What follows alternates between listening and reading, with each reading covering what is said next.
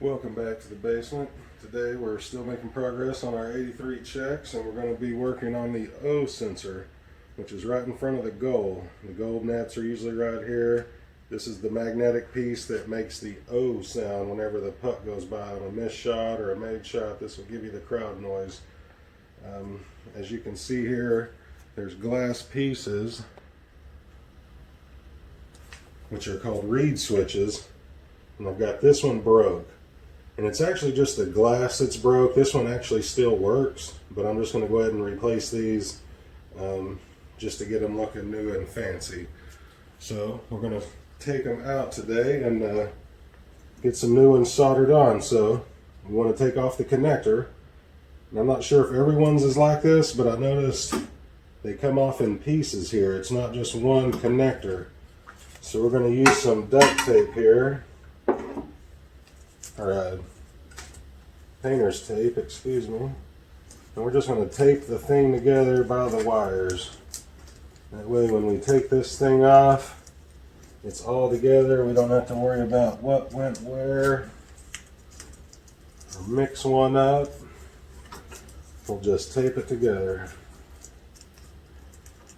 Alright, I'm going to go ahead and just throw another piece on there to be sure. Don't want that to come loose. Electrical tape, painter's tape, duct tape, whatever you got. So then we'll go ahead and try to pull it off here.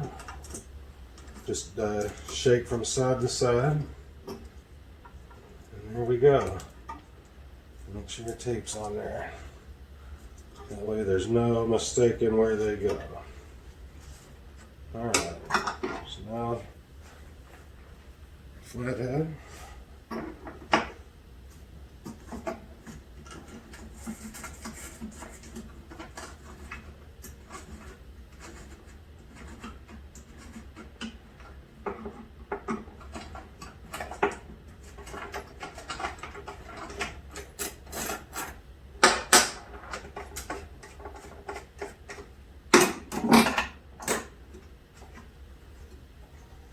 Just kind of hold it up here, that way no more damage happens to it.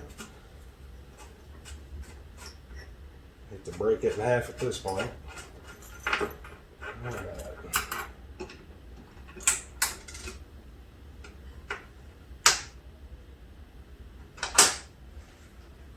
There we have it.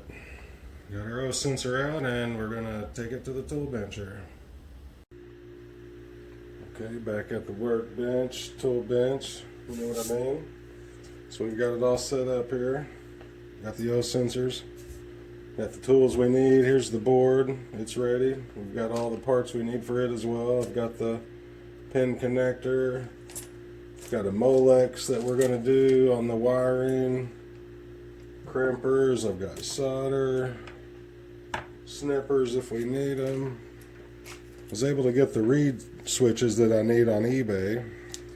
And this is 10 of them. I think I got them for $18, a little less than 18, so about $2 a piece. Yeah, so just little glass pieces here. Also, some other tools we're going to need. You're going to need a way to desolder to get the glass pieces off the post that they're soldered on, and I got the Hacko 301, the Cadillac of desoldering. If you're just a casual desolderer, this is probably overkill. There's a couple cheaper options on Amazon. You can get a wick that you can kind of wick off the solder, and that's really cheap. A little step above, wick's like $10. Or you could get these little suckers that you kind of pull back like a straw, and then as you get the solder hot, pop it and it sucks the solder off. That's about $20, $25. But I went with the gun. That's about 200 bucks. But it is really nice. That's life-changing right there if you get this one. Anyone that knows, or anyone that has it knows. Hacko soldering station. I like Hacko, so I went with the soldering station as well, the FX888D. It keeps really constant temperature compared to a lot of the new ones. A lot of the digital ones, it just doesn't seem like the tips stay hot. Same way with the cheap ones. That's why I went with a Hacko. It's more constant temperatures, a little bit more reliable. So let's zoom in here and get to desoldering. Zoom in on that scratch. Okay. So we'll take our gun.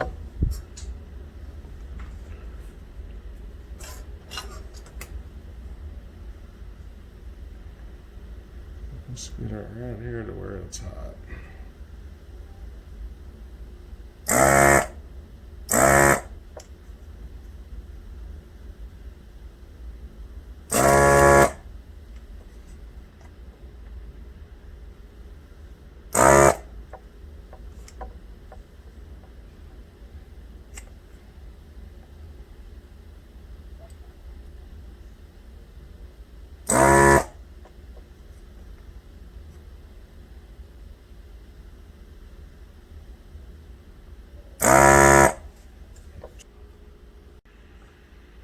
Okay, I took the desoldering gun around it, got off as much as I could.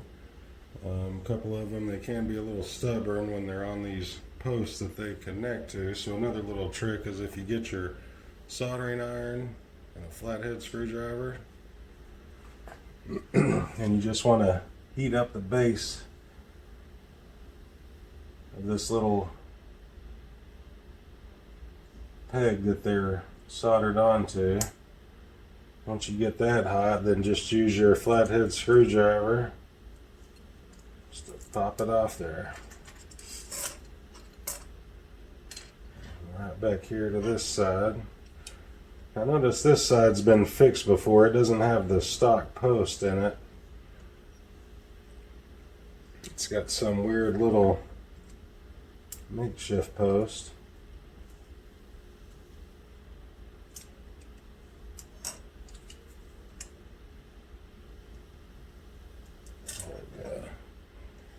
So there's the broken one. So yeah, I'll reuse this little post that's on it. I'll take that off, resolder that on there, put the new one in. But yeah, I'll just keep going right down the line here and getting all of them. Get it loose there. Didn't even need the flathead on that one. Just kind of get them hot here. Lift them up. Sure I'm still on camera.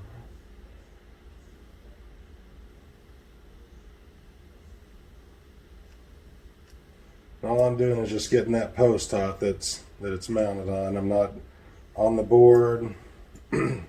Just keep your iron right on that little metal post.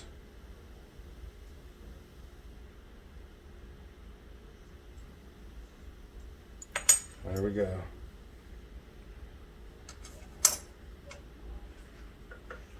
Do the same to the next one. Take them off. And then we'll be back to solder some new ones on there. Okay, first reed switch in place. We're just going to tack it on there with a little bit of solder. If you haven't soldered before, you do not want to breathe in this smoke right here. Fair warning.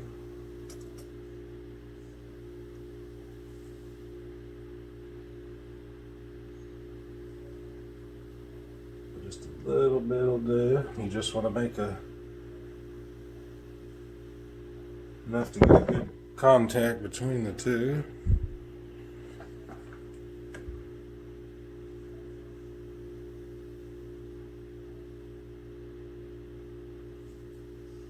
Should work right there.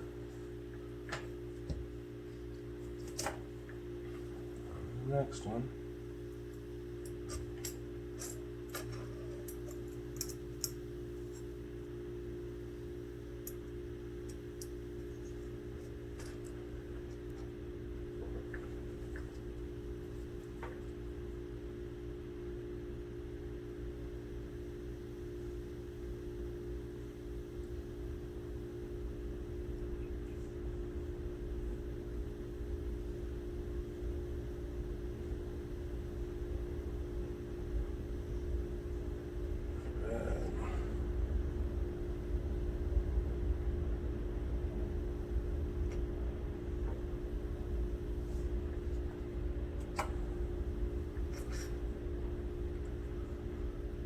pretty good.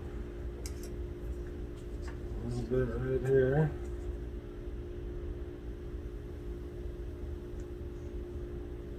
You don't want to get too much and you don't want to get too little.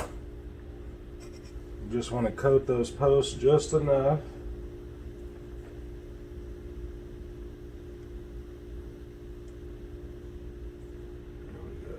No big balls, you don't want big lumps on it, just little volcano shapes. And there's two. And this is that one that had that monkey fix on this third post, so I need to come back and solder that third post in there. Okay, monkey fix is fixed. And I just add solder to the last post here. And this O sensor is done. This is also lead-free solder, so if you happen to breathe it in, I guess it isn't as bad. Or something like that.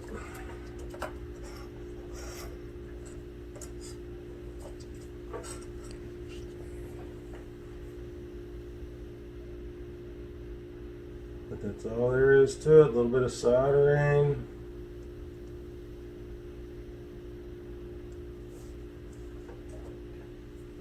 A little bit of desoldering, a little bit of cleanup. I actually did wash this as well. You can get these wet if you don't plug it right back in. So I like to wash off all the boards. So yeah, one down, one to go. That's how you replace the reed switches on an O sensor.